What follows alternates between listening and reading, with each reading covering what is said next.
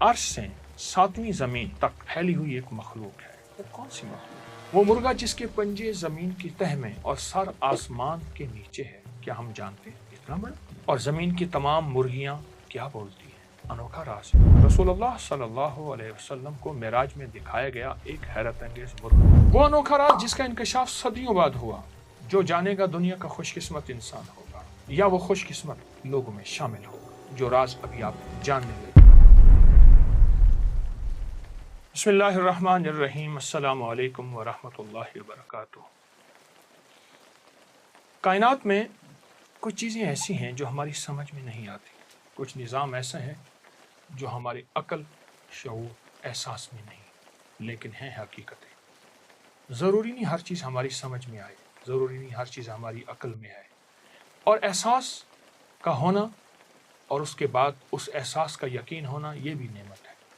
آئیں آج اپنے احساسات کو ایک ایسے راز کی طرف لے جاتے ہیں، اپنے جذبوں اور سوچوں کو ایک ایسے راز کی طرف لے جاتے ہیں جس کے اندر حقیقتیں ساری جمع ہو چکی ہیں، حکایتیں بھی ساری جمع ہو چکی ہیں اور حقیقتیں بھی ساری جمع ہو چکی ہیں۔ آئیں پھر ایک روایت پڑھتے ہیں۔ حضرت ابن عباس رضی اللہ تعالیٰ عنہ سے روایت ہے، رسول اللہ صلی اللہ تعالیٰ علیہ وسلم نے فرمایا، جب مجھے معراج کروائی گئی اور میں آسمانوں کی سیر پر گیا، میں نے اللہ کے بندوں اور اس کی مخلوق میں بہت سے عجائبات دیکھے۔ ان میں ایک عجیب منظر ہی تھا۔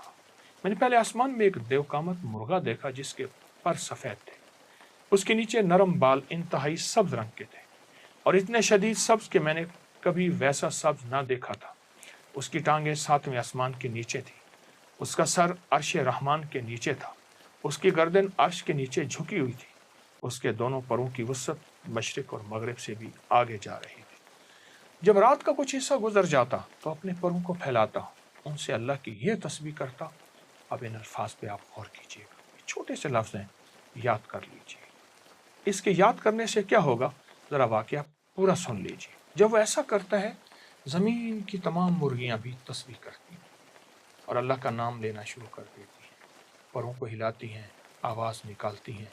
جب وہ آسمانی مرغا خاموش ہو جاتا ہے تو زمین کی تمام مرغیاں بھی خاموش ہو جاتی ہیں۔ پھر رات کے دوسرے حصے میں وہ دوبارہ اپنا پر پھیلاتا ہے اور کہتا ہے، یہ الفاظ، یہ دیکھیں، یہ مبارک لفظ ہیں، ان الفاظ کو غور کیجیے، چھوٹے سے لفظ ہیں، مبارک بول ہیں، اس کے ترجمے پہ نظر کیجیے۔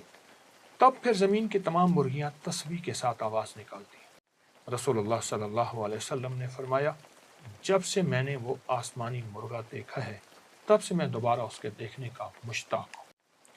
ایک واقعہ ہے، ایک حقیقت ہے، اور بڑی بڑی کتابوں میں اس کے واقعات ہیں۔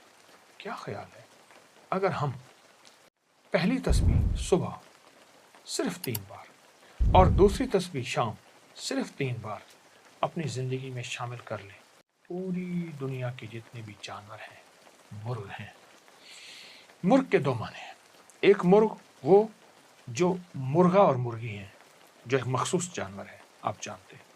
ایک مرغ سے مراد عربی زبان میں ہر جانور جو پروں والا ہے، جو بھی پروں کے جانور ہیں، ان سب کو مرغ کہا جاتا ہے عربی لغت میں۔ اگر یہ صبح کی تسبیح بنا لیں جو پہلی تسبیح ہے، اور شام کی تسبیح بنا لیں جو دوسری تسبیح ہے، کائنات میں جتنے کروڑوں اربوں پروں والے اڑنے والے جانور ہیں، پروں والے زمین میں بسنے والے جانور ہیں، ان کی تسبیح میں ہماری تسبیح شامل ہو جائے۔ کروڑوں نیکیاں، اربوں نیکیاں ملیں گی، اور قیامت کے دن وہ خوش قسمت انسان ہوگا جس کی نیکیاں زیادہ ہوں گی، اس کے درجات بلند ہوں گے، اس کا ترازو بھر جائے گا، وہاں کوئی ایک نیکی نہیں دے گا۔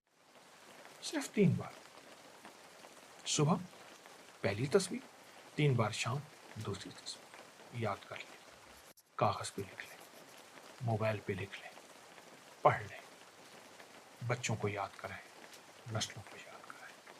دم واپسی رخصت ہوتے ہوئے ہماری میت نیکیوں سے خالی نہ ہو، ہمارا جسم نیکیوں سے خالی نہ ہو، ہماری روح نیکیوں سے خالی نہ ہو۔ یہی اللہ کی عظمت کے بول، اللہ کی قدرت کے بول، اللہ کی طاقت کے بول ہماری قبر میں کام، ہمارے حشر میں کام، ترازو میں کام، پل صراط میں کام۔ تاکہ جنت میں کام آئیں گے۔ ان مبارک کلمات کی برکت سے جنت کے درجات بلند ہوتے جائیں گے۔ چھوٹی جنت، بڑی جنت، ہاں، تو ان کلمات کو اپنی زندگی میں شامل کر لیں۔ 3 بار صبح، 3 بار شام، لکھ رکھیں، ایک وقت آئے گا یاد ہو جاتے ہیں، پڑھتے پڑھتے انشاءاللہ ضرور توجہ کریں گے اور پائیں گے، دنیا بھی آخرت۔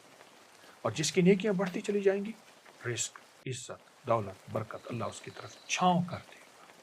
تو معلوم ہوا اس دعا میں دنیا بھی ہے اور آخرت بھی ہے۔ جزاک اللہ۔ السلام علیکم ورحمۃ اللہ۔